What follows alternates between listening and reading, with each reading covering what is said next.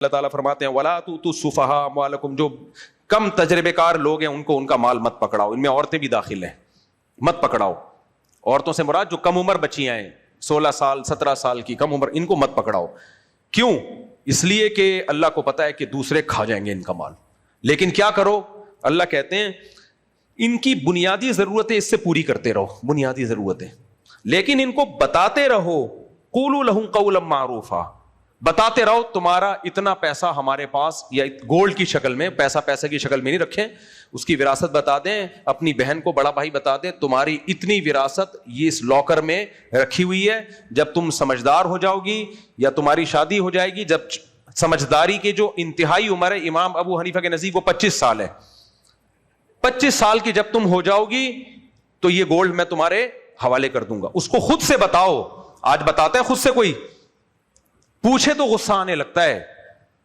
وہ بہن اگر پوچھ رہے نا بھائی ابا کی وراثت کا کیا ہوا، کیا مجھے چور سمجھا ہوا ہے، میں وراثت کھاؤں گا؟ دے دیں گے نا، بھاگی جا رہی ہے کیا؟ بھائی جس کا پیسہ ہے آپ نے خود اس کو ایکسپلین کرنا ہے.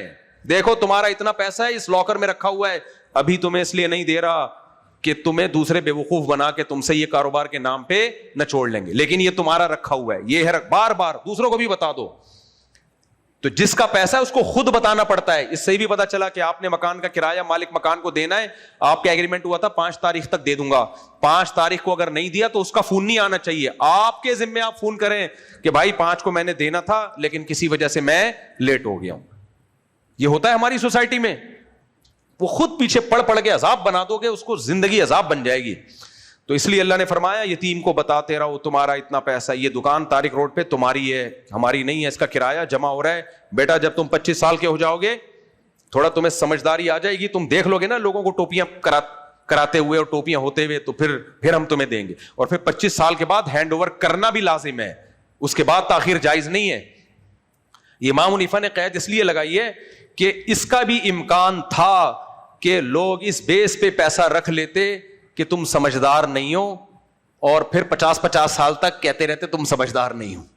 تو وہ کہتے ہیں سمجھداری کی انتہائی مدت 25 سال ہے. 25 سال میں بھی اگر کوئی سمجھدار نہیں ہوا تو اب سمجھدار ہونے کے چانسز نہیں ہے. لہذا اس کا مال پھر کسی بیس پہ آپ ضبط نہیں کر سکتے، پھر اس کے حوالے کرو. ضائع کرنا ہوگا خود ہی کرے گا. آپ زیادہ فنٹر بننے کی کوشش بولو مت کرو، اب اس کے حوالے کر دو. کیونکہ میں نے یہ بھی دیکھا ہے بڑا بھائی 28 سال کے لڑکے کو بھی حوالے نہیں کر رہا ہوتا. 28 سال کا بھائی ہو گیا، نہیں بھائی تم اب بچے ہو ابھی. بھائی وہ بچہ ہے، بڑا ہے، اس کا پیسہ ہینڈ اوور کرو اس کے. وہ اپنا خود ذمہ دار ہے، اپنا ضائع کر دے گا کوئی بات نہیں، گناہگار ہوگا. تمہیں اجازت نہیں ہے کہ لاکر میں اس کا مال لے کے رکھ دو. یہ سارے حکام اللہ نے آج بیان کیے. اللہ تعالیٰ فرماتے ہیں وَابْتَلُوا الْيَتَامَ حَتَّى إِذَا بَلَغُوا النِّكَاحَ، پھر یتیم کو جانچتے رہو یہاں تک کہ جب وہ نکاح کی عمر کو پہنچ جائے. تو پتہ چلا بالغ ہوتے ہی نکاح کی عمر تو شروع ہو گئی، پیسوں کی عمر ابھی شروع نہیں ہے. پیسوں کی عمر کب ہے؟ آخری مدت 25 سال. تو اس سے پتہ چلتا ہے کہ خرید و فروخت کے معاملے میں سمجھداری کی عمر کچھ اور ہے، شادی کے معاملے میں سمجھداری کی عمر کچھ اور. شادی کے معاملے میں سمجھداری کی عمر بالغ ہوتے ہی. اور اسلام میں بالغ لڑکا کسے کہتے ہیں؟ جب اس کو فرسٹ ٹائم احتلام ہو، نائٹ فال جسے کہا جاتا ہے، وہ بالغ ہو گیا. اور لڑکی جب اس کو مینسز آنا شروع، تو بالغ ہوتے ہی نکاح کی عمر ہو گئی. کیوں بھائی؟ سوال پیدا ہوتا ہے کہ اللہ تعالیٰ نے مالی معاملات میں سمجھداری کی عمر ایک الگ رکھی ہے اور نکاح کی عمر اللہ نے کچھ اور رکھی. دونوں میں فرق کیا ہے؟ فرق یہ ہے کہ بالغ ہوتے ہی عورت کی طلب اور عورت سے ملاقات آپ کی جسمانی ضرورت بن جاتی ہے. جیسے بھوک کے وقت روٹی جسمانی ضرورت ہے یا نہیں ہے؟ اس کے لیے سمجھدار ہونا ضروری نہیں. آ رہی سمجھ میں؟ رہنے تو میں جا رہا ہوں. تم لوگ جملہ کمپلیٹ کیا کرو میرے بھائی. دیکھو جب بھوک لگتی ہے تو بچہ سمجھدار ہو یا نہ ہو روٹی کھلانی ہے اس کو، باڈی کی ریکوائرمنٹ ہے. تو لڑکی جب بالغ ہو گئی تو اس کی زندگی میں شوہر کا ہونا اس کی باڈی کی ریکوائرمنٹ ہے. لڑکا جب بالغ ہو گیا اس کی زندگی میں بیوی کا ہونا اس کی باڈی کی ریکوائرمنٹ ہے. اسلام چونکہ دین فطرت ہے، قرآن دین فطرت ہے، اس لیے قرآن نے لڑکا اور لڑکی کی بلوغت کی عمر کو نکاح کی عمر قرار دیا ہے. مالی معاملات میں متولی بننا اور مالی معاملات میں سارا ان پر اعتماد کرنا، سمجھدار ہونا، اس کی عمر نہیں قرار دیا. سمجھ میں آ رہی ہے بات؟ تو یہ فرق ہے, اور آج کی سوسائٹی میں یہ فرق ختم کر دیا. اس لیے بلوغت کی عمر قرآن کی نظر میں, اور یہ کمبخت قانون بنا رہے 18 سال سے پہلے لڑکی کی شادی نہیں ہو سکتی. بنانے دو, اپنا مذاق خود ہی اڑواتے ہیں, کیا خیال ہے؟ اچھا میرے بھائی, ہم نے تو 2 بھانجیوں کی شادی 13 سال میں کی, اپنی بیٹی کی شادی 13 سال میں کی, ایک بیٹی کی شادی 16 سال میں کی. کھلے عام کہہ رہا ہوں, جس نے کیس کرنا ہے کر کے مجھے جیل میں بھجوا دے, میرے لیے بڑی خوشی کا دن ہوگا جس دن جیل جاؤں گا. اس کے بعد آ کے پھر یہی کام کروں گا, لوگوں کو یہ ترغیب دوں گا. ہماری بات. اور اللہ کا شکر ہے جن بچیوں کی ہم نے شادی کی 5-6 سال ہو گئے, ان کی شادیوں کو خوش ہیں وہ. اگر میں ان کی شادی ڈیلے کرتا, اچھا رشتہ ہاتھ سے نکل جاتا. رشتے تلاش کرتے رہو بیٹھ کے. تو اللہ نے اچھے رشتے دے دیے, اللہ اچھا ہی رکھے. ایسا نہ ہو کہ یہ بیان سن کے گندے ہو جائیں وہ. اچھا ہی رکھے اللہ, ان کو خوشی رکھے اپنے گھر میں, اور آپ لوگوں کی نظر بد سے اللہ تعالیٰ بچائے. آپ لوگ کی نہیں, مذاق سے کہہ رہا ہوں, آپ کیوں نظر بد سے بتاؤ. تو بھائی ہم تھوڑی پاگل ہیں جو ان بے وقوفوں کی وجہ سے اپنے نظام کو اتنا پیارا سسٹم. ہاں 13 سال کی عمر میں لڑکی کا اچھا رشتہ نہ ملے پھر نہیں کرو. 13 سال کا مطلب یہ نہیں کہ جو آڑا ترشا آ رہا ہے بس پکڑا دی, نہیں آ رہا تو بھائی 40 سال میں بھی نہیں کرو. لڑکی کی شادی ہمیشہ کفو میں ہوگی, اس سے بہتر یا اس کے برابر میں ہوگی. اس کے بہتر یا برابر ہے تو کرو, نہیں ہے تو 40 سال میں بھی نہیں کرو. غلط جگہ شادی کرنے سے بہتر ہے بٹھا کے رکھو اس کو. سمجھتے ہو کہ نہیں سمجھتے؟ آگے چلو میرے بھائی, اللہ تعالیٰ فرماتے ہیں کہ فَإِذَا دَفَعْتُمْ إِلَيْهِمْ أَمْوَالَهُمْ فَاشْهِدُوا عَلَيْهِمْ. جب لڑکا سمجھدار ہو جائے نا, اب تم اس کی وراثت اس کے حوالے کر رہے ہو, لڑکا ہو یا لڑکی جو بھی ہو, تو گواہ بھی بنا لو, تاکہ کل کوئی تمہارے اوپر انگلی نہ اٹھائے کہ یہ بھائی وراثت کھا گیا ہے, یہ چاچا وراثت کھا گیا ہے. کتنی قرآن میں تاکید ہے یا نہیں ہے؟ اللہ کہہ رہے ہیں گواہ بھی بنا دو. بھائی دیکھو کلیئر, اس کا 1 روپیہ میں نے نہیں کھایا. آج کوئی گواہ بنا رہا ہے؟ کچھ بھی نہیں. ہمارے پاس جو سوالات آ رہے ہیں نا لوگوں کے مسائل, 1980 میں ابا کا انتقال ہوا تھا, پر پوتوں میں وراثت تقسیم ہو رہی ہے, کون کھاتا رہا اس دوران, کہاں گئی, کوئی پوچھنے والا نہیں ہے. اور یہ ان لوگوں کی ہے جو تہجد گزار ہیں, ماشاءاللہ. صلو علی الحبیب. آگے اللہ تعالیٰ فرماتے ہیں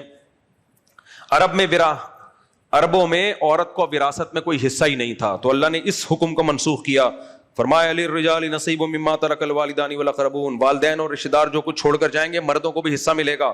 وللنساء نصیب مما ترک الوالدان والاقربون, اور رشتہ دار اور والدین جو کچھ چھوڑ کر جائیں گے عورتوں کو بھی اس میں حصہ ملے گا. یہاں ایک سوال پیدا ہوتا ہے, اسلام نے عورت پر یہ احسان کیا کہ اس کو وراثت دی, لیکن آدھی کیوں دی؟ سوال پیدا ہوتا ہے کہ نہیں ہوتا؟ آج ہمارے جو لبرل لوگ ہیں نا, کمبخت, ان کے ہاں قانون یہ ہے کہ باپ مرے گا تو سارا گورنمنٹ کا ہے. ہاں وہ وصیت کر دے بچوں کا ہے تو پھر ٹھیک ہے. اسلام میں کیا ہے, باپ مرے گا گورنمنٹ کا نہیں ہے. اگر وہ وصیت کر کے گیا تھا نا اولاد کو نہیں ملے, پھر بھی اولاد کو ملے گا, اس میں بیٹی بھی اور بیٹا بھی. لبرل اور جو سیکولر لوگ ہیں ان کے ہاں باپ بیٹی کو وراثت سے محروم کر سکتا ہے. اسلام میں باپ اپنی بیٹی کو وراثت سے محروم نہیں کر سکتا. تو بتاؤ اسلام میں عورت کا حق زیادہ ہوا, یہ جو صبح شام کمبخت اسلام کے خلاف چیختے ہیں ان کے حق زیادہ ہوا؟ بولو نا. رہا یہ مسئلہ کہ اسلام نے آدھی وراثت دی ہے بیٹی کو. اب میں اس کو کئی بار مثال سے ایکسپلین کر چکا ہوں. ایک باپ نے 3 کروڑ روپے چھوڑے, اس کا ایک بیٹا جمشید, بیٹی جمشیدہ, آسانی کے لیے ہم ہاں لگا دیتے ہیں تاکہ نام میں مشکل نہ ہو. جمشید کو ملیں گے 2 کروڑ, جمشیدہ کو ملے گا 1 کروڑ. آئی بات سمجھ میں؟ اب دیکھو جمشیدہ پر کوئی ذمہ داری نہیں ہے مالی. جمشید کی جب شادی ہوگی محمودہ سے, جس محمودہ کو اپنے باپ سے 1 کروڑ ملا تھا, جمشید کی شادی کس سے ہو رہی ہے؟ محمودہ سے. محمودہ کو اپنے ابا سے کتنا ملا تھا؟ 1 کروڑ, اور اس کے بھائی کو ملا تھا 2 کروڑ. اب محمودہ کو ملا 1 کروڑ. جمشید کی جب شادی ہوگی مہر کا خرچہ کس پر ہوگا؟ جمشید پر. محمودہ پر ہوگا؟ نہیں. ولیمے کا خرچہ کس پر ہوگا؟ بارات تو ہے ہی نہیں نا اسلام میں. جمشید پر. محمودہ پر ہوگا؟ نہیں. بچے پیدا ہوئے, ڈیلیوری کا خرچہ کس پہ ہوگا؟ جمشید پر. محمودہ بچے پیدا کر رہی ہے اپنے, لیکن اس پہ خرچہ نہیں ہے. بچوں کی تعلیم اور بیماریاں اور خوراک وہ سارا خرچہ محمودہ پر ہے یا جمشید پر ہے؟ جمشید پر. پھر آگے بچیوں کی شادی کی ذمہ داریاں, پھر آگے بیٹوں کو پڑھانا وغیرہ وغیرہ وغیرہ. گیس بجلی کا بل جمشید پر ہے محمودہ پر ہے؟ جمشید پر. بل, گیس کا بل, بجلی کا بل, سلنڈر ختم ہو گیا, بار بار میں جو اپنے پھٹی ہیں وہ بتانا شروع کر رہا ہوں. اب بار بار ہمارے علاقے میں گیس نہیں آ رہی, بار بار سلنڈر تبدیل, بھیجنا خادم کو, یہ سلنڈر لے کے جا, وہ والا سلنڈر اس گھر میں, یہ اتنے سارے ہم لوگ سلنڈر کا میں سوچ رہا ہوں اپنا بزنس شروع کر دوں. یہ سارے خرچے جمشید پر ہیں یا محمودہ پر؟ محمودہ مرے گی 1 کروڑ اس کے پاس ویسے کے ویسے رہیں گے, اور جمشید جب مرے گا کہنے کو تو 2 کروڑ دیے, خرچے 10 کروڑ کے ڈال دیے اس کے اوپر. نہیں یار میرا خیال ہے بات, تو فیور کس کو دے رہا ہے اسلام, جمشید کو یا محمودہ کو؟ محمودہ پیڑے کھانے کے علاوہ اس کا کوئی کام بولو. اب تو وہ ایک کام پہلے محمودہ کا ہوا کرتا تھا, بچے پیدا کرنا, اب تو وہ بھی ایک آدھ بچے کے بعد وہ بھی ختم, ایک ہوتا تھا کام وہ بھی ختم ہو گیا. چلو خیر, اب وہ کیا رونا روئے آدمی بیٹھ کے, حلالی پن لگا کے رکھا ہوئے. آگے چلتے ہم. اللہ تعالیٰ فرماتے ہیں نصیبا مفروضہ, اور یہ حصے بھی ہم نے متعین کر دیے ہیں, یعنی بیٹے اور بیٹی کو جو باپ سے ملے گا اس میں بھی تمہیں کانٹ چھانٹ کی اجازت نہیں ہے, کیونکہ اس میں اس بات کا امکان تھا کہ اللہ نے جب یہ کہا کہ بیٹی کو بھی ملے گا بیٹے کو بھی, تو کچھ 2 نمبری میں لوگ کرتے ہیں, بیٹی کو 5 روپے پکڑا دیے, چل تجھے مل گیا نا, بس قرآن کے مطابق عمل ہو گیا. نہ اللہ کہتے ہیں نصیبا مفروضہ, وہ حصے میں نے بیان کر دیے ہیں, اسی کے حساب سے ملے گا.